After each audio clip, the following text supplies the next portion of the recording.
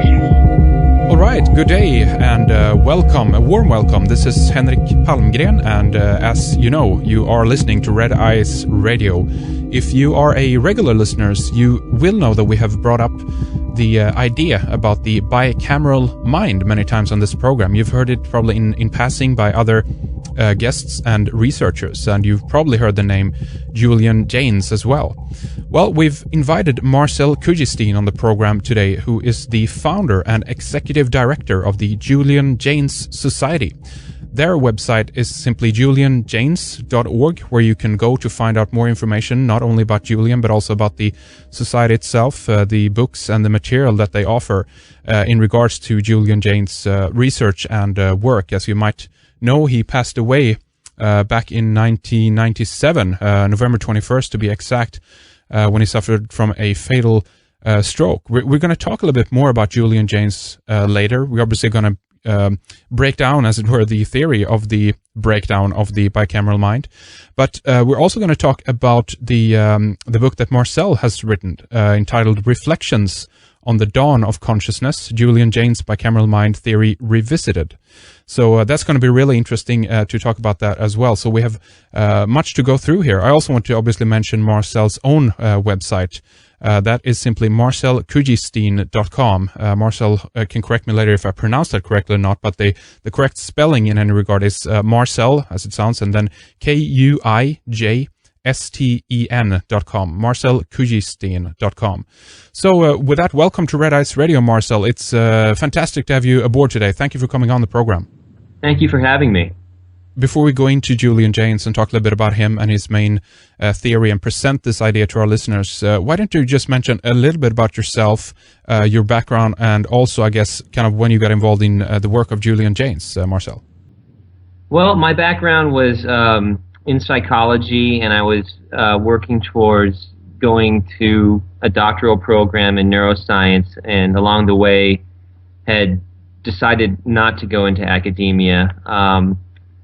But had discovered Julian Jaynes' book in the early 90s and was very interested in it, but like I think many other people, didn't really know where to go with it other than just being very interested. There wasn't any kind of follow-up or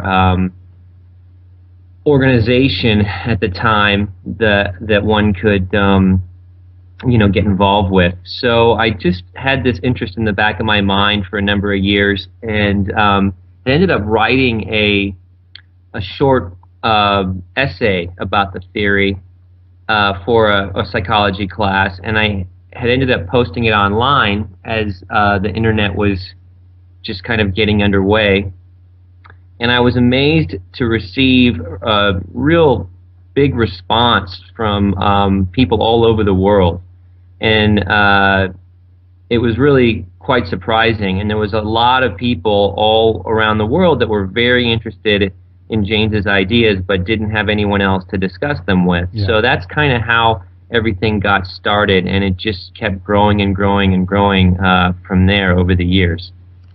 Do you, because I've heard as well that Julian originally had tried to, his first book, and only book, I think, as well, his main, I can mention the title again here, The Origin of Consciousness in the Breakdown of the Bicameral Mind, and it's kind of composed of 3 books in one, but he had planned books 4 and 5 as well to be completed later on, but he never got to that state, did he? To kind of finish off the theory, if you will.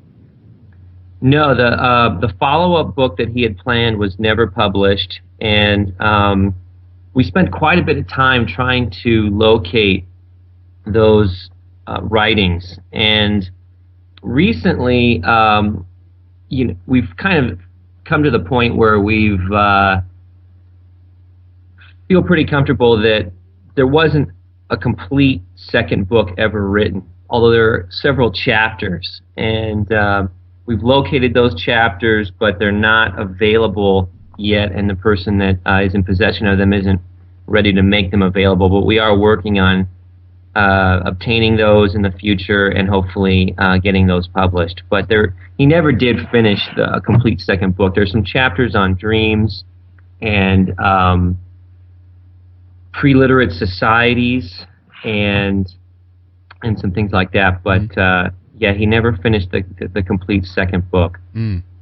So was there anything in particular kind of that was really drawing you in terms of his theory? Had you ever come across anything like that before in terms of psychology studies or similar fields of research? Well, I'd always been interested in kind of sort of fringe ideas, so to speak, and things like hypnosis were fascinating to me, and a lot of the ground that Jaynes covers I had already had a passive interest in. So when I read his book, it really struck me profoundly, because he was covering so much material that I was already interested in and addressing it in ways that I thought were better than anything I'd seen before. And also another topic that Jaynes delves into was this whole idea of the origin of religion, and that is something that had always kind of been in the back of my mind as really one of the greatest mysteries, at least to me, about human civilization. So his explanation there, and maybe we can touch on that later, also really struck me as better than anything else I'd read on the subject. So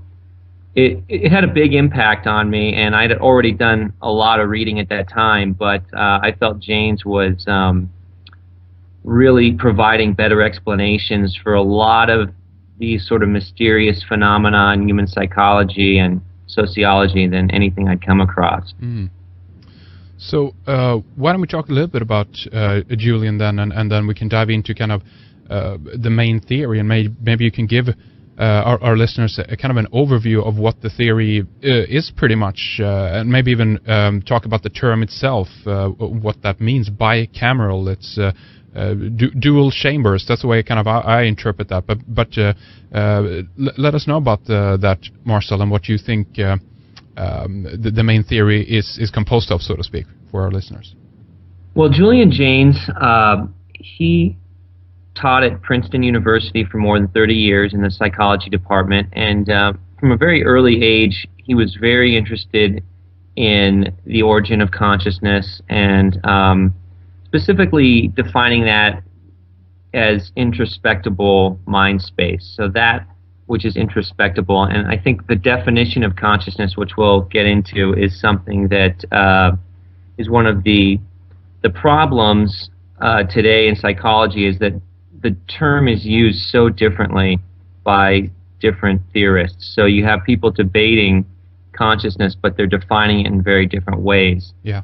And for Jaynes, it's a little more in depth than that. But to sum it up briefly, it's that which is introspectable.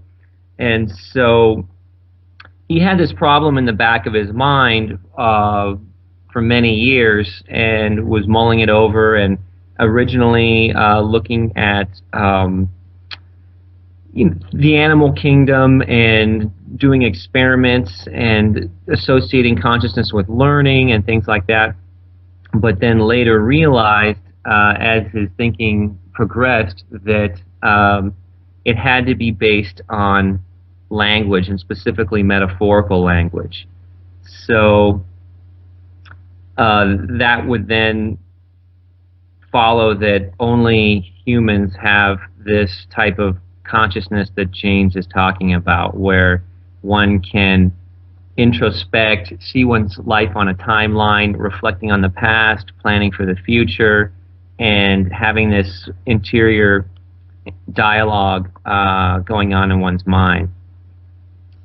And that's, in one way, as you describe it there, that's a little bit of the problem of consciousness as well. I know that he touches upon that early in his book, where it's a mystery that we're trying to understand and explain, but it's not tangible as such, and it's really a problem. But the question, obviously, that arises, and that Julian, I guess, poses himself, is this idea of where it comes from. How can it spring up in a world of matter, so to speak, and how can this world externally be reflected upon internally inside ourselves? And maybe you can elaborate a little bit on that idea, either from your own perspective or what you think Julian himself thought about these things, Marcel.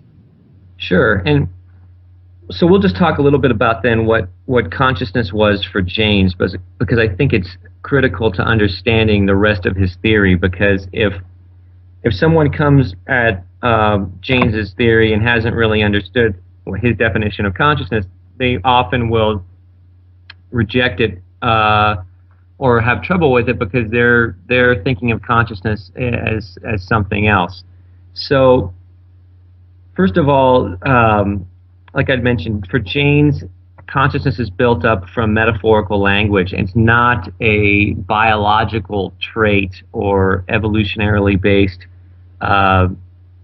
characteristic, but it's a learned process. So consciousness is then learned by each successive generation through language and taught, to children by their parents, so to speak, in a very natural process now. But he stressed that this process was not a given, and you could perhaps take a child from modern society and place them in these early civilizations that he describes, and they would not necessarily develop consciousness in that society, whereas a child from an ancient civilization today would, if they were raised among contemporary people. So that's a point of misunderstanding sometimes, that people think that this change that he describes in mentality from a pre-conscious mental model to a conscious one, they think it was like a biological change or it involved massive changes in the brain biologically, but that's not the case. So Jaynes would often talk about, in order to understand what consciousness is, first let's talk about what consciousness is not. And it's not all mentality. So you're not maybe conscious of the chair that you're sitting on. It's not all sense and perception. It's even things like speaking and understanding speech all happen unconsciously. It's not something that you are consciously, you form an idea and then the words just come to you. So all these things happen without consciousness. And so for people that equate sense and perception with consciousness, they're not going to understand what Jaynes was really talking about. So that's why it's important to understand his definition first, because if we're talking about all sense and perception, then it's really any living thing would be conscious that can react to its environment. The second thing is that consciousness is not a copy of all experience, and that was something that was a popular idea in the past, that the mind is sort of a recording device. But in fact, if you think about a memory you might have, it's often, you'll see yourself in sort of a bird's eye view. And he used the example of swimming. You don't have the exact sensations of yourself in the water and that kind of thing. You often see yourself participating in activities as if you're an observer. Thirdly, and this is important, consciousness is not learning.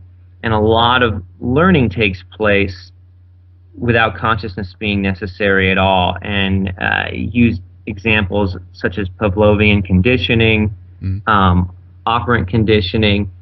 But if we think about in our own life, as we improve on skills like typing or playing tennis or a musical instrument, a lot of it happens completely outside of conscious awareness.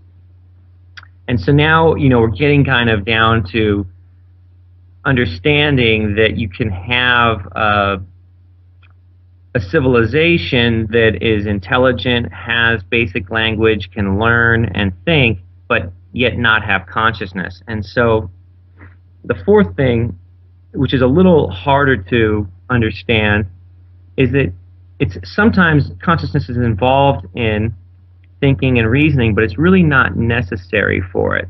And you can come to conclusions without any introspection at all, just through unconscious processes. So the simple example he gives is picking up two weights and trying to determine which one is heavier.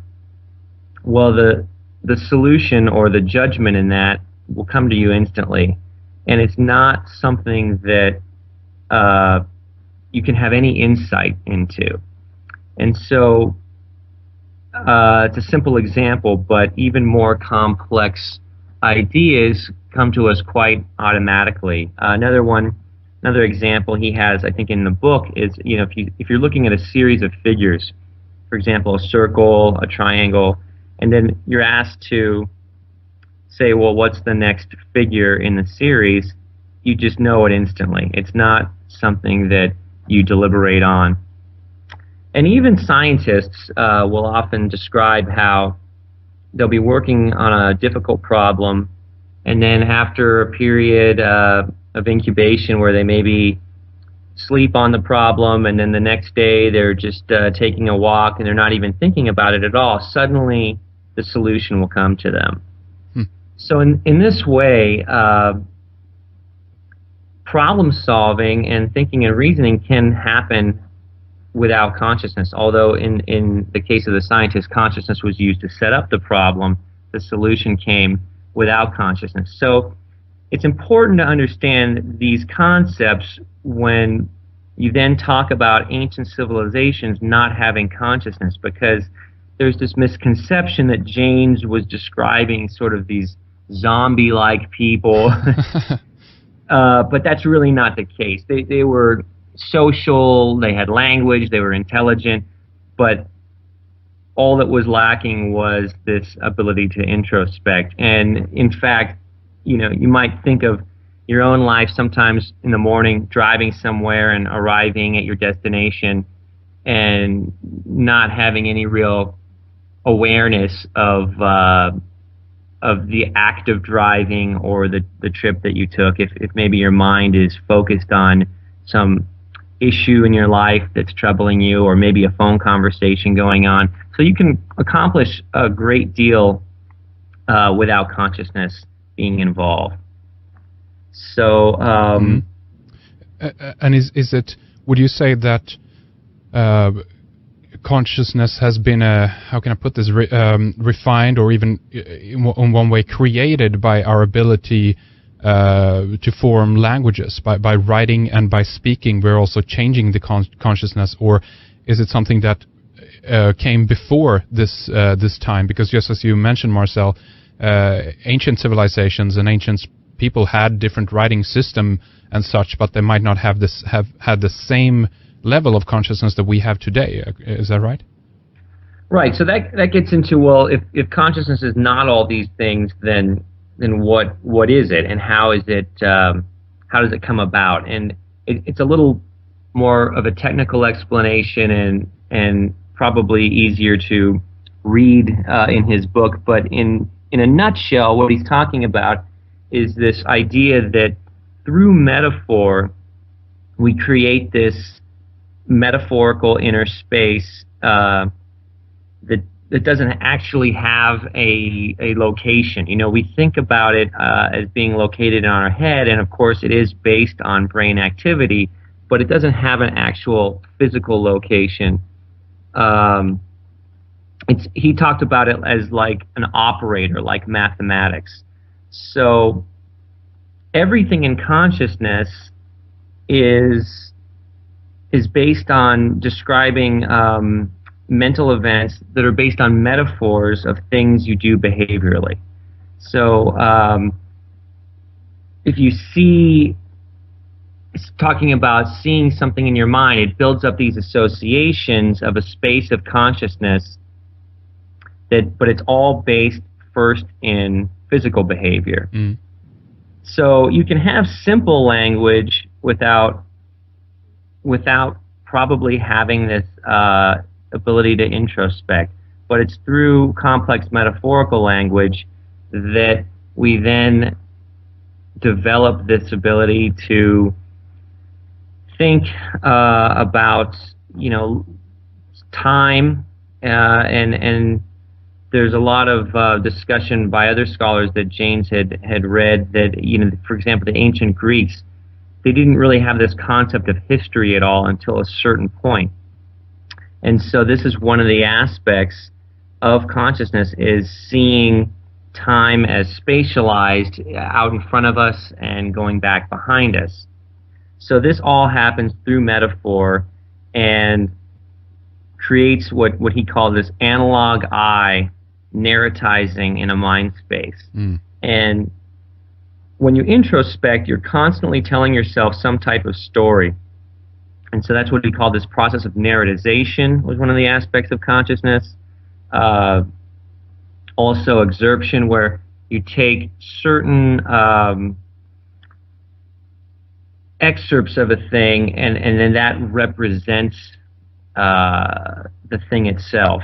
And so through this process, you're constantly taking examples of things from your life as if that represented everything in your life. It's a little bit, he gets into it in more depth in the book, but these are some of the aspects that he felt were all built up through metaphorical language, whereas in these ancient civilizations, prior to this, you have very basic language, and the writing in the cuneiform and these kind of things, it was all very simplistic, and a lot of it had to do with cataloging goods and things like that. It wasn't the type of narrative that we would have today in writing. Would you say that this might explain some of the mythology as well in the stories from the ancient civilizations and our ancient past, in that sense, that we used, that's an early form of metaphor, explaining different things in how we understood the world back then, that was easier to tell it in stories than to tell it maybe what actually happened and whatnot. Obviously this connects with the whole idea of religion that you mentioned before as well, but it seems to be some kind of progression obviously here, as if we talk about it from that point of view, a linear phase. And I guess what I would like to ask you as well in terms of that is, do you think that it's a refining process, so to speak, that is going on, or are we getting more and more conscious all the time, or is it the opposite way? Is it that it's breaking down, so to speak? What do you think, Marcel? Well, yeah, I definitely think that metaphor is still very important in storytelling even today. As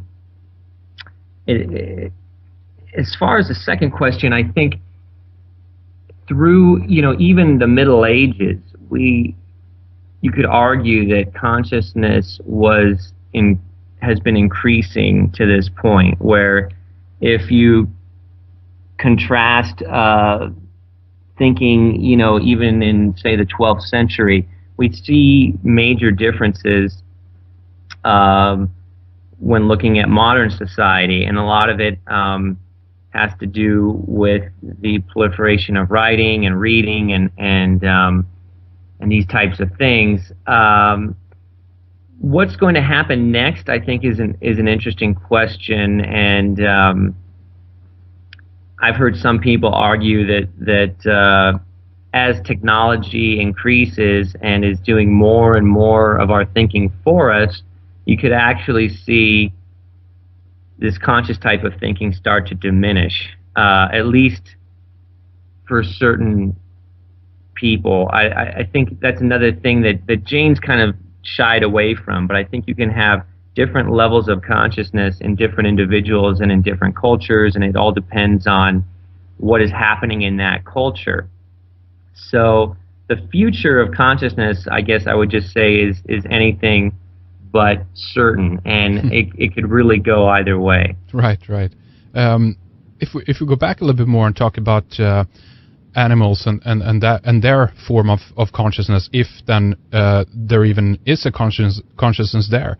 Do you know what Julian talked about in terms of what separated us then from the animal mind, and if there was a clear event in history? I mean, for instance, on this program we've talked many times about the idea of catastrophe, that something happened on this planet, major events which upset that kind of harmony, and humankind had, by going through a kind of a trauma because of that event, had this breakup of our consciousness, and it got separated, and hence we got onto this path, so to speak, of developing our consciousness in a totally different way than animals. Maybe you can talk a little bit about that, and if you know anything that Julian in specific got into in terms of that, Marcel.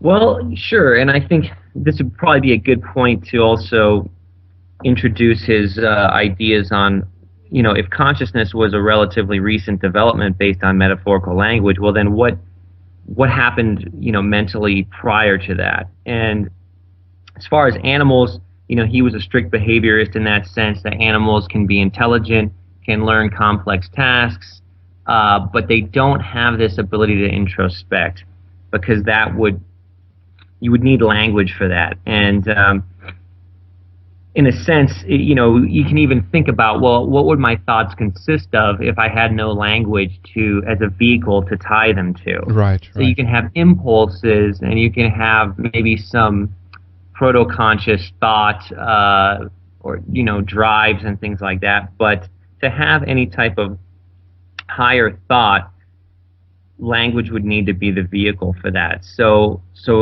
animals are all unconscious for Jaynes, but again, keeping in mind his strict definition of what consciousness is. And of course, animals can be highly intelligent and learn complex tasks, all without an introspectable mind space.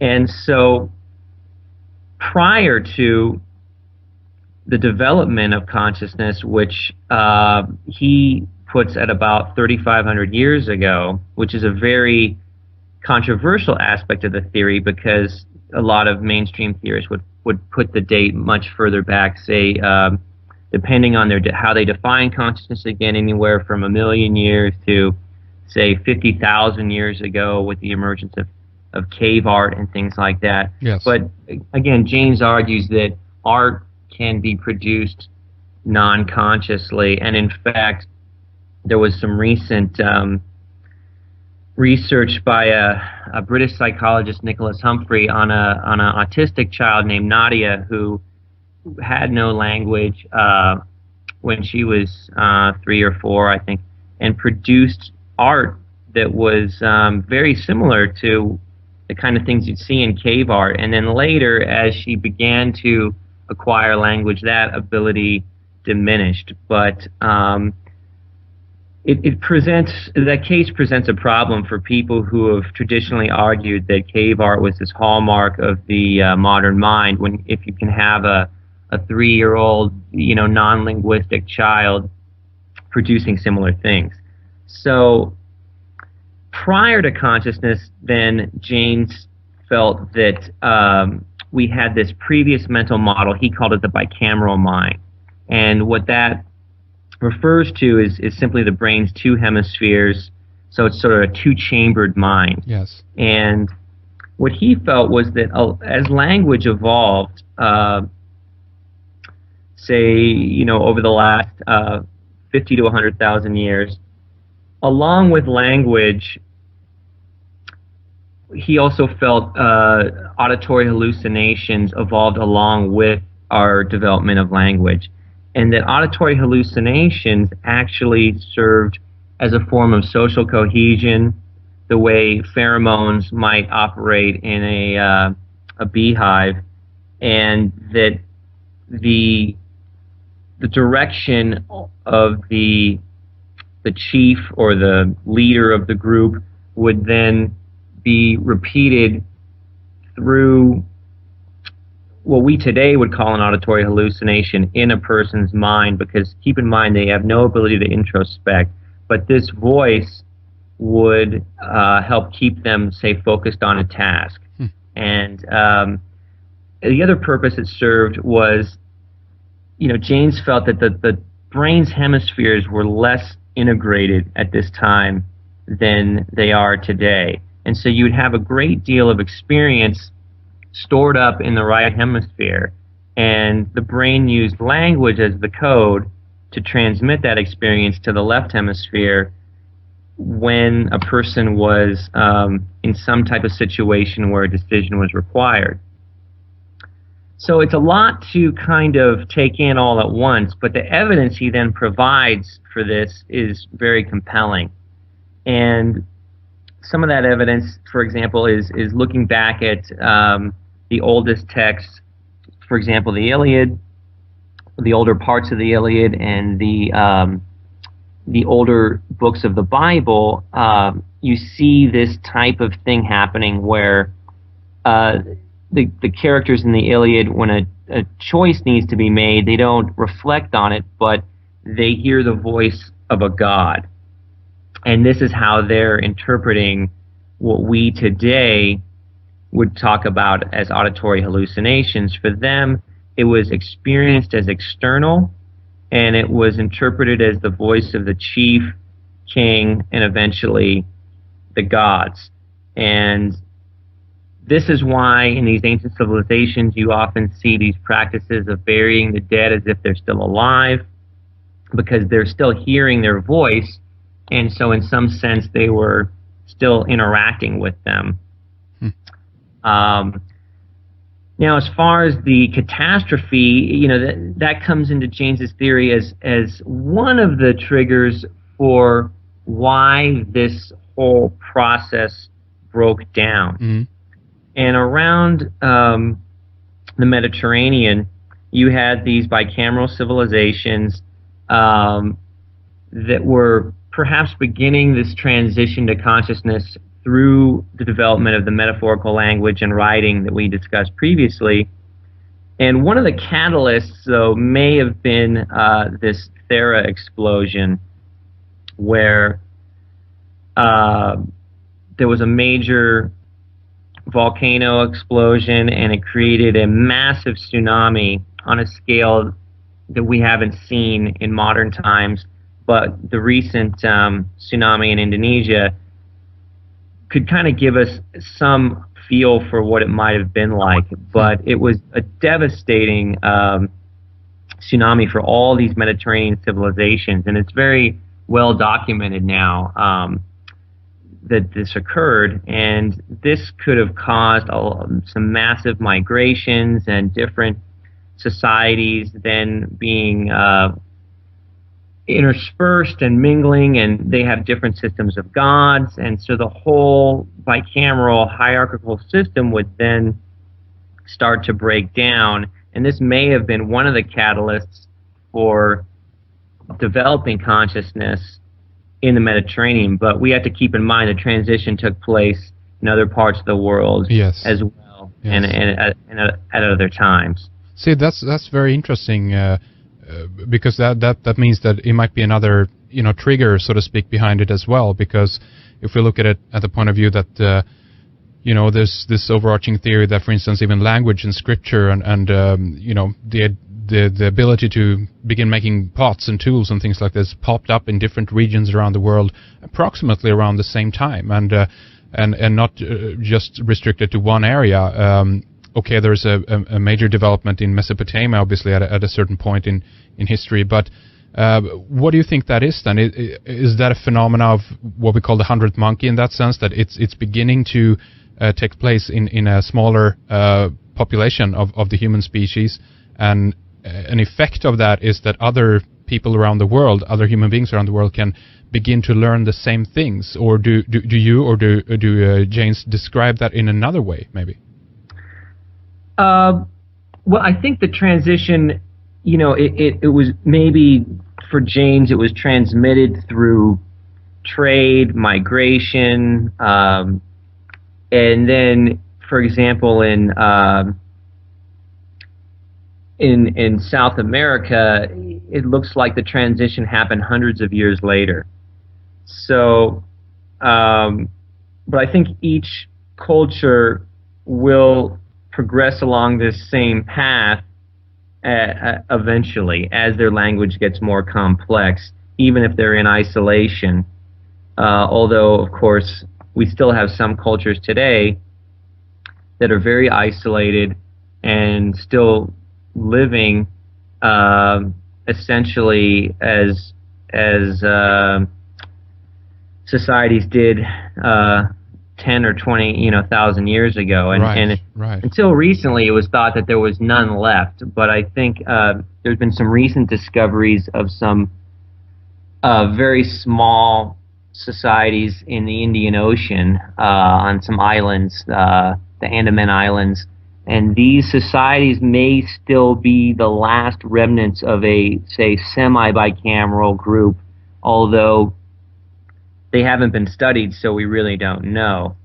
But I think each culture would then, as they develop language and writing, make this transition on their own. But things like trade probably helped move that along.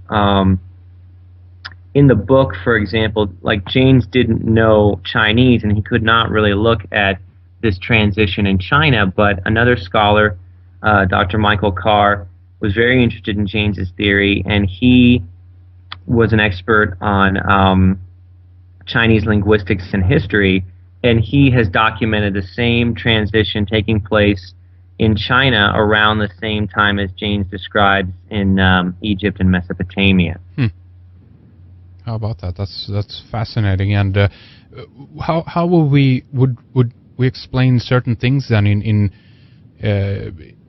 history? If we look at, for instance, architecture or building of cities, I mean, an obvious example in this is the building of the pyramids in Giza, and if we go the official line, I mean, they're believed to be built around 2500 BC, something like that, and that would place it in the time before the really development of our modern consciousness in that sense. Because they are so incredibly sophisticated, the pyramids, for instance. And the question is did we have another ability to build things and construct things in terms of art at another refined level? They were much more skillful in that sense because they had another type of consciousness than we have today, and the consequent replications that the people have been trying to do with the pyramids, for instance, is that it seems to be progressively worse in terms of the architectural feat that they managed to pull off, so to speak. Did Julian tackle problems like that as well, or have you attempted to do that? How would that be possible, so to speak? Yeah, it's a really interesting question, and I think his answer is, again, that even things like architecture can be accomplished without the type of introspection that we have today. It's another type of problem solving. They have these massive labor forces, and again, keep in mind that Egypt is one of the earliest societies to have begun making this transition. And so in my own research, I think that in Egypt we probably see a gradual shift towards modern consciousness at an earlier date. And it may not, Jaynes in his book, for those that read it, he has a very poetic almost style of writing, and he liked to sort of dramatize things a little bit in some instances, and I think that really lends a lot to why his book is so enjoyable to read. But my own sense is this transition wasn't quite as stark as he made it, and I think in his later lectures he also describes a more gradual shift. So you can have, for example, certain leaders who are, the more educated elites that are now making this transition and directing the labor forces to construct these massive projects. But one of the things about the pyramids that is interesting in terms of Jaynes's theory is the whole purpose behind them was these temples for the gods. And in Egypt, each king when he dies, becomes Osiris. And so the whole driving force behind it makes sense in terms of Jaynes's theory, is that, the king dead becomes a living god. And so this is what's driving this whole process, not only in Egypt, but, in other parts of the world. And to borrow a term from my anthropologist colleague, Brian McVeigh, who also has a chapter in the new book, he terms it monumental mortuary architecture. So you have these big monuments that are being created as houses for the gods, and the gods are directing the actions of the men. And in Mesopotamia, the king is really just the steward, and the god is the actual owner of the land. And all of this is a real mystery until we think of things in terms of Jaynes's theory, and suddenly this all starts to make sense. But the whole construction of the pyramids at all, I think, really has not adequately explained as to why this would be undertaken, unless we start looking at it again in terms of Jaynes's theory. And there's so many things we can discuss here in terms of a little bit maybe more of the mind of the Iliad, but it seems to me that Jaynes also has gone through kind of chronologically civilization, different things that have popped up, different cultural cultures that have come onto the scene, so to speak, and also the refinement of this. I guess, again, what I guess want to try to get to a little bit is if you consider it to be an advancement or a kind of a de-evolution taking place, because in one sense, then to me, as an outsider, as a layman looking at all this, it feels like we've started out incredibly sophisticated in one sense. All of this introspection that you mentioned might not have been there, but we had the ability back then to do certain things that we don't have the ability to do today. It's almost like we were closer to the animal world, and in that sense also closer to the natural world and nature. And to me, it seems like we're being, in one way, further and further being removed from this. Do you have any comments on that, Marcel? Well, it's an interesting idea, and it comes up a lot. And I think the broader context of your question is sort of a motif that I've heard in many different contexts, of this sort of almost like a lost age. Yes. Or a you can see this theme in the book of Genesis, almost in the fall, in the Garden of Eden, and there's this recurring theme that that there was a golden age in the past that has been lost, and that we should, in some sense, strive to recapture. And I think for Jaynes, and I would agree, like some sense of this recurring theme is actually a sort of parable for the breakdown of the bicameral mind. Yeah. And for someone not familiar with the theory, it's hard to understand, well, what does he mean by that? But what Jaynes is talking about is there's this theme that runs through all of the ancient texts, and that has to do with this lost age where we were in direct contact with the gods. And you have to realize, and people think of these ancient societies and civilizations in terms of our modern day concepts of religion, but it was very different. The gods there were like more in the sense of, a friend of mine put it once, like your football coach. The gods were there with them. They dressed them, they bathed them, they performed ceremonies with these idols that not just represented the god. It's a very different type of psychology. The idol that they had was the god, and every one of another 1,000 idols of that god was also the god.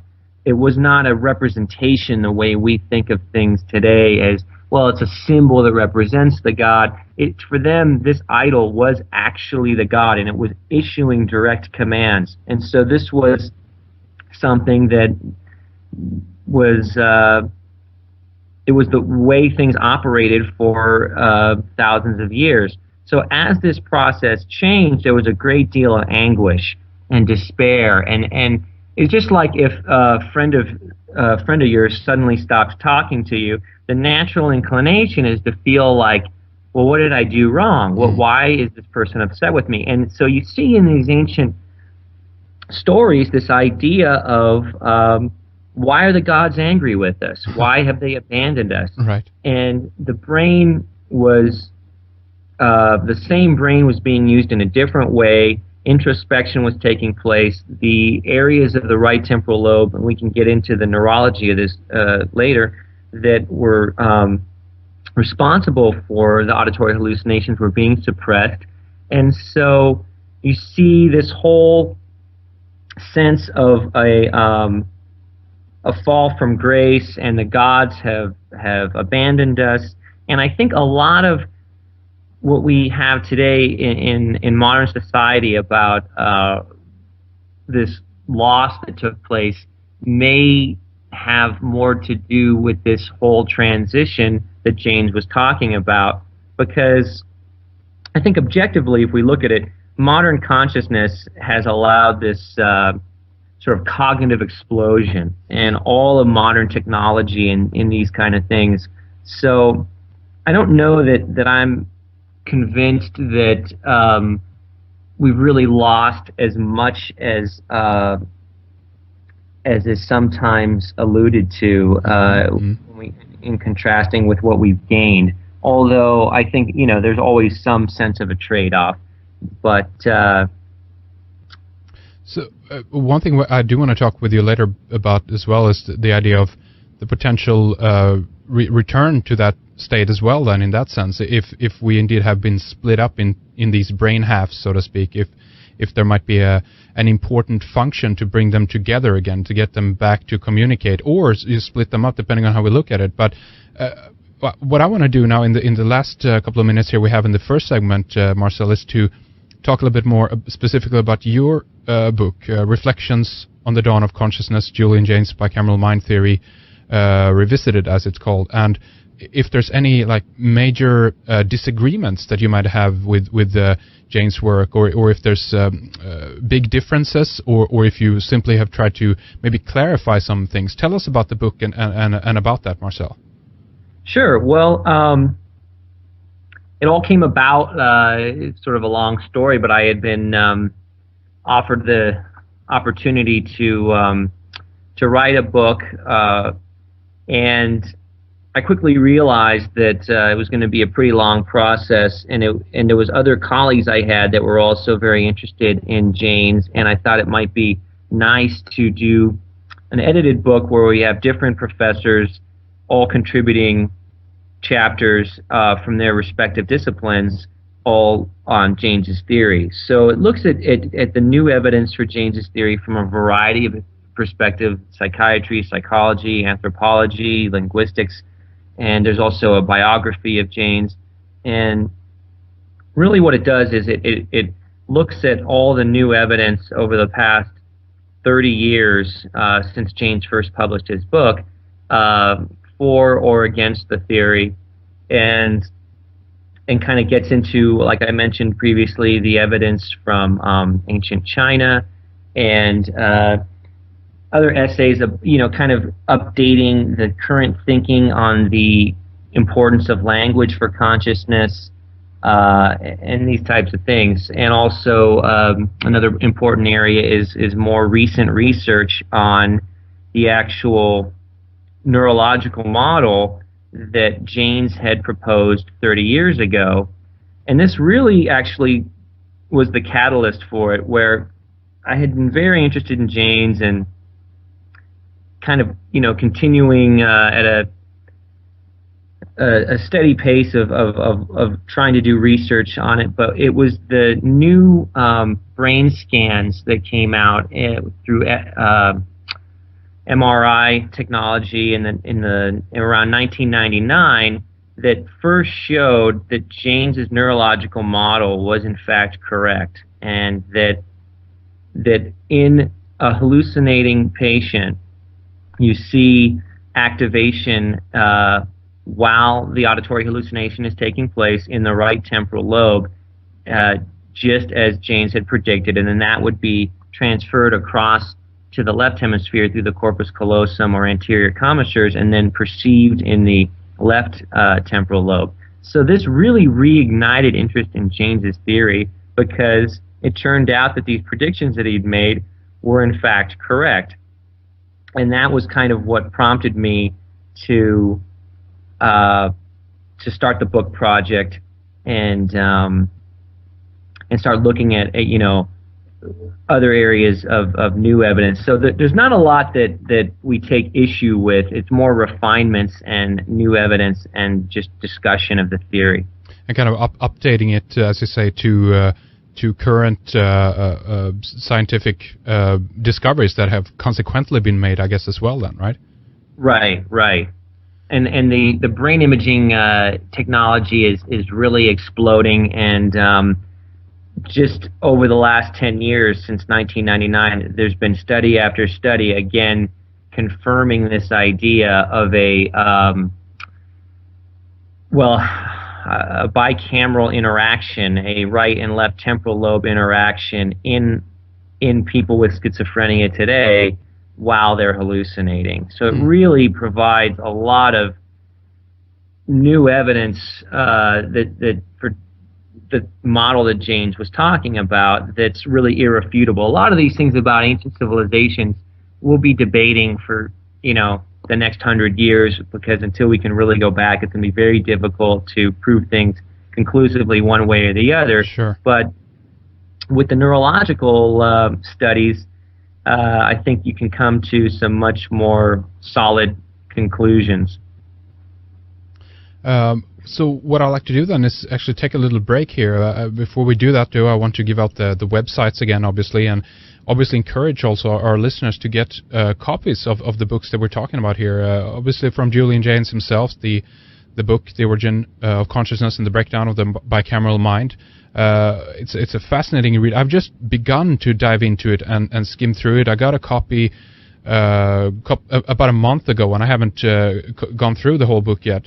But it's a fascinating, and just as you pointed out, Marcel, it's written in a very poetic language, and it's a beautiful read in itself in that sense. And obviously also want to encourage you guys to get Marcel's book as well, Reflections on the Dawn of Consciousness, Julian Jaynes Bicameral Mind Theory Revisited.